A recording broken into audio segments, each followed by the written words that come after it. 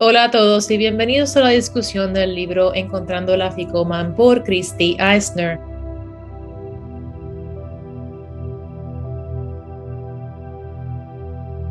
La autora comienza el primer capítulo explicando cómo un anhelo comenzó a llenar su corazón y el de su esposo John, comprendiendo que si Dios es real, entonces debemos hacer algo más que solo admitir que existe. John era judío, pero observen muy bien cómo Christy reconoce que en 25 años no había sentido mucho interés de leer la Biblia profundamente, sino que imaginaba a Jesús como un bebé en un pesebre, como muchos de nosotros pensamos durante nuestra juventud. No fue hasta que en una de las reuniones cristianas en su universidad, uno de los líderes comenzó a hablar de Jesús y Christy comenzó a enfermar de amor por el Mesías esperado. Su perspectiva cambió a es necesario que el que se acerca a Dios crea que Él existe, como dice en Hebreos capítulo 11 versículo 6, encontrando a Jesús escondido en las festividades bíblicas. El libro nos invita a una jornada de testimonios y revelaciones que abarcan un periodo de 4 décadas en las que por medio de la intimidad con Dios, la autora pudo estudiar la perspectiva hebrea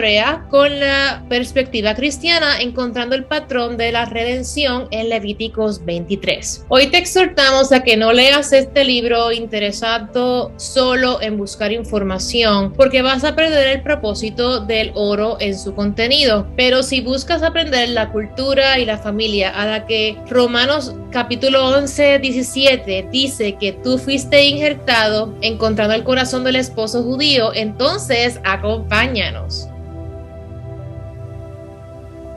Los padres de John eran sobrevivientes del Holocausto. Ellos se escaparon de Alemania en el 1939 y encontraron refugio en Shanghái, China, por 9 años antes de emigrar a Estados Unidos. Tristemente, el resto de los miembros de su familia murieron en los campos de concentración de Hitler, por lo cual era extremadamente importante para los padres de John que, siendo el único hijo quien llevaría el nombre de la familia, considerara las tradiciones judías y contrajera matrimonio de acuerdo con su creencia. Christy era considerada gentil. En otras palabras, era considerada una extranjera fuera del linaje judío. Ella trabajó muy duro para ser aceptada y sabía que la madre de John vivía con la esperanza de que ella se convirtiera al judaísmo. Luego, después de un año de casados, Christy y John se volvieron cristianos y habían comenzado a leer sus Biblias hacía muy poco tiempo, y todo lo que tenían era una simple revelación de que Jesús había muerto por sus pecados, sabiendo que una persona llamada Jesús los encontró y como resultado cambió sus vidas. No podían explicar por qué creían en él, así como el hombre ciego en el libro de Juan, a quienes los hombres le pidieron que explicara a los líderes religiosos cómo Jesús lo había sanado, y este respondió: lo único que sé es que antes estaba ciego y ahora puedo ver. Ambos fueron desheredados de la familia de John, pero con tiempo y oración, Christy se volvió muy cercana a la madre de John por los 33 años que tuvo el privilegio de pasar tiempo con ella, percatándose de cuánto ella impactó su vida como una de las personas con mayor influencia en la familia. Durante el 1975, las iglesias en Estados Unidos creían en la teología de reemplazo. En otras palabras, creer que los judíos fueron parte de un antiguo pacto y que por su desobediencia fueron removidos del plan y las promesas de Dios. También se creía que la iglesia del Nuevo Testamento reemplazó a Israel y recibió la herencia de su bendición. John y Christy se volvieron nuevas criaturas, encontrando a la persona de Jesús en muchas maneras significativas para conocerle íntimamente, pero al mismo tiempo trataban de amar, honrar a la familia de John y visitaban la sinagoga con ellos en los días festivos y celebraban las tradiciones judías en su hogar. Durante el Seder de Pascua, la autora hizo muchas preguntas tratando de comprender el judaísmo. Hubo un momento en el cual el anfitrión del evento sostuvo un montón de matzahs, rompió el pan del medio, luego lo envolvió en un pañuelo de lino fino, nunca antes usado usado y lo escondió para que los niños lo encontraran después. Luego, ella preguntó el nombre de este matzá. El caballero le respondió: se le llama el afikomen, lo cual significa la satisfacción. Cuando los niños lo encuentran, reciben un regalo y se ingiere al final de la cena. Explicaron que estos 3 panes representaban a sus patriarcas hebreos Abraham, Isaac y Jacob. Insatisfecha con la respuesta, Christie le preguntó en ese momento: ¿pero por qué Isaac está roto? Los participantes de la festividad no sabían responderle, sintiéndose incómodos. Considerando que esta ceremonia ha sido celebrada por 3500 años, ella esperaba que tuvieran una respuesta un poco más fundamentada. Entonces el Espíritu Santo le habló. Él le dijo: es el Padre, el Hijo y el Espíritu Santo. El Hijo fue quebrantado, molido, envuelto en ropas de sepultura, y solo aquellos con un espíritu como de niño lo encontrarán. Jesús es el afikomen, la satisfacción. Ella respondió: pero no estamos celebrando una ceremonia cristiana. ¿Qué estás haciendo en esta actividad judía, Señor? Si la Pascua se trata de ti, entonces ¿de qué se tratan las otras festividades judías? Él dijo: se trata de mí, todo es acerca de mí. El cristianismo es judío. Y me senté allí estupefacta y pensé: increíble. En ese capítulo comprendemos la hermosura de los antecedentes de Jesús como el Mesías judío y el rico tesoro acerca de él y su reino, los cuales han sido llevados por el pueblo judío por miles de años en la historia hebrea. Es como un cofre de tesoros, de costumbres y tradiciones, y el patrón bíblico de la redención que el Mesías pondría en marcha. Milagrosamente se aferraron a ese cofre de tesoros por 3500 años para que Dios pudiera revelar sus misterios a los judíos y gentiles, sus escogidos, por quienes él regresará. Primero, ciertamente a ellos se les confió la palabra de Dios.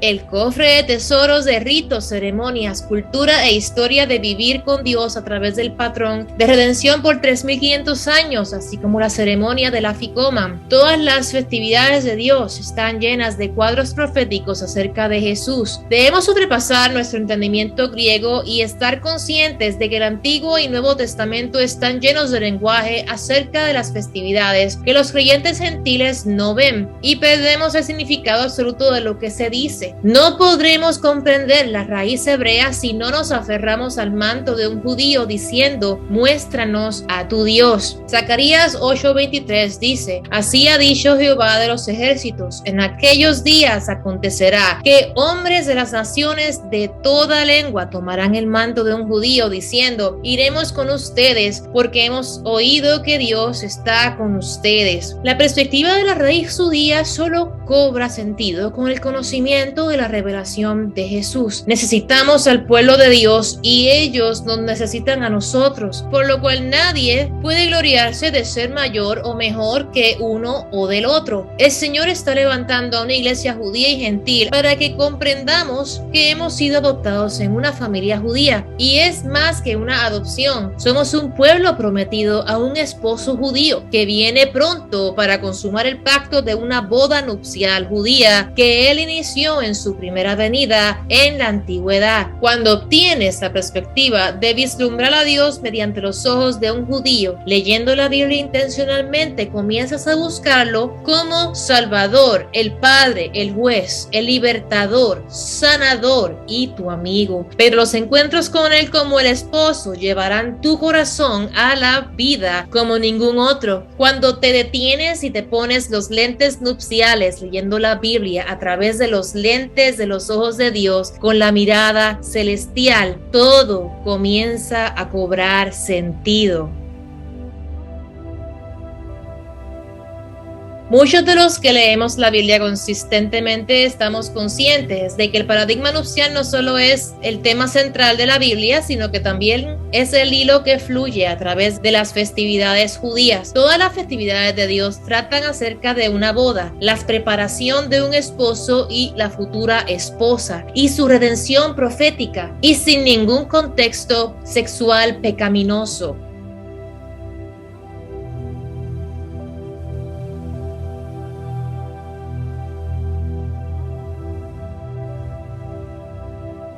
Gary Waynes dice en su libro Intercesión nupcial: la culminación de la historia humana es la ceremonia de bodas. Esta es la realidad que Dios tuvo en su corazón desde el comienzo de los tiempos. Por esto siempre ha sido la meta. Podemos interpretar todos sus hechos con los seres humanos a la luz de este hecho vivificante. Gary continúa y dice: ciertamente la analogía bíblica es un tema central, si no es el tema central de la revelación de Dios a nosotros, lo cual provee una llave intérprete para comprender sus actos para con nosotros. Una vez comenzamos a ver esta realidad y comenzamos a interpretar realidades de la Escritura, la historia de Israel, la venida de Cristo, su vida, su muerte y resurrección, sus hechos para con nosotros mientras tratamos de andar en la vida de la fe, desde la perspectiva de su corazón como el esposo eterno, comenzamos a comprender las realidades desplegándose de nuestras vidas en una manera completamente diferente. Él siempre ha trabajado con nosotros desde su perspectiva. Fuimos creados y redimidos por amor. Cuando miramos el final de la historia, podemos ver lo que ha sido la pasión consumidora del corazón de Dios desde el tiempo de Adán y Eva cuando pecaron en el jardín. ¿Cuál es el punto focal intenso? La visión, el señuelo, lo principal en el corazón de Dios. ¿Cuál fue su propósito al enviar a su Hijo a redimir a un pueblo y a un planeta? ¿Cuál es el punto de todo esto que lleva un lapso de 6,000 años de historia? La respuesta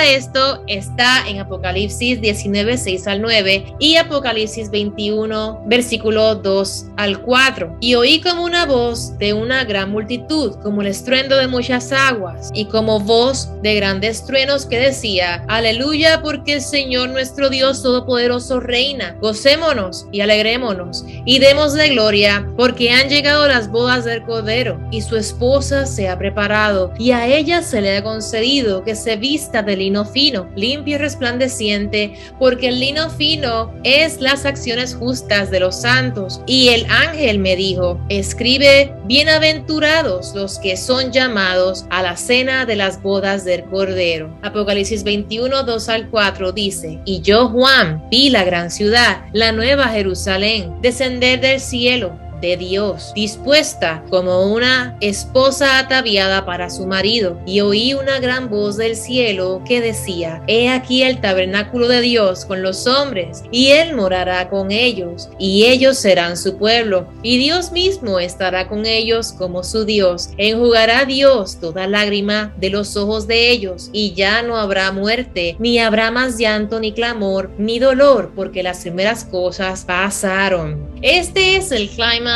de la historia humana, aquel día en que todas las cosas serán redimidas y restauradas, cuando el pecado haya sido raído de la tierra y Jesús revele a su esposa preparada. En un capítulo más adelante compartiremos con ustedes las tradiciones de una antigua boda judía que fue parte de la cultura en los días de Jesús, pero queremos darte algo exquisito de esta tradición para apreciar la plenitud de esta escena épica final en el libro de Apocalipsis. Sabemos que la palabra Apocalipsis invoca imágenes de destrucción y caos en nuestra mente, pero la palabra griega para Apocalipsis, la cual se pronuncia Apocalipsis, se define como revelación. Ahora, necesitamos que pongan la atención a cómo en el antiguo Israel una esposa era cubierta del público con un velo, pero cuando la esposa y el esposo salen del chupá nupcial, el esposo quita su velo y con orgullo la presenta a todos en la fiesta de bodas. Considerando esta imagen, puede haber una posibilidad mediante esta gloriosa perspectiva por la que el apóstol Juan fue conmovido al observar el gran final o la escena final de los tiempos. Fue el momento impresionante de la revelación de la esposa de Cristo. Esperamos que mientras lees este libro puedas ver la historia de amor desenvolviéndose desde Génesis hasta Apocalipsis, y oramos para que puedas ver que Levítico 23 es una agenda de cómo el Mesías vendrá a la tierra a redimir a su pueblo y que también es el proyecto final del plan de nuestro Padre del cielo para cambiar nuestra identidad de esclavos a hijos e hijas, luego de hijos e hijas a sacerdotes, reyes y reinas y finalmente la esposa ataviada. Es la historia del Señor, pero es tu historia también y es un placer invitarte a ser parte de ella. Para más información de este libro, visita los enlaces en la descripción. Dale me gusta a este video y no olvides compartirlo. Te esperamos en el próximo capítulo y que Dios te bendiga hoy, mañana y siempre.